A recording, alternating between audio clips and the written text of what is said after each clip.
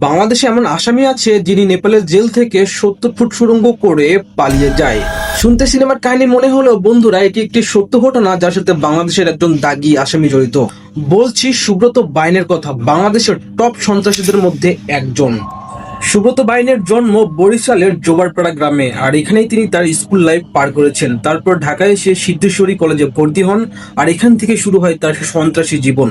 1993 সালে মগবাজারের মধুবাজার এলাকার এক সবজি বিক্রেতাকে খুন করার পর তার নাম প্রথমে গণমাধ্যমে আসে। 1994 সালে ঢাকা বিশ্ববিদ্যালয় এলাকার ট্রিপল মার্ডার কেসে তার নাম আসার পর পুলিশ তাকে গ্রেপ্তার করে।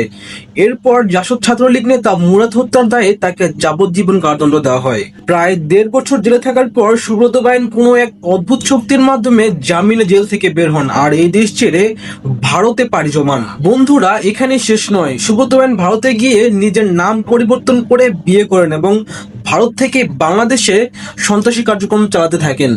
সর্বশেষ ভারতীয় এক অভিনেত্রীর কাছে মোটা অঙ্কের চাঁদা দাবি করার মাধ্যমে ভারতীয় পুলিশের ধাওয়া খেয়ে নেপালে পালিয়ে যান। নেপালে গিয়েও তিনি প্রকাশ্যে অশোভন আচরণ করার কারণে নেপালি পুলিশের হাতে গ্রেপ্তার হন। বন্ধুরা, সুব্রত বাইন নেপালের ঝুমকা নামের জেলখানা থেকে 70 ফুট সুড়ঙ্গ করে তার সহযোগীদেরকে নিয়ে পালিয়ে যান। এটি যেন কোনো সিনেমার কাহিনী কেউ হার মানায়, তাকে ধরে রাখা যেন অসম্ভব। এখন অব্দি সুব্রত বাইনের নামে 30টি খুনের মামলা আছে এবং ইন্টারপোলে রেড নোটিশ জারি করা আছে।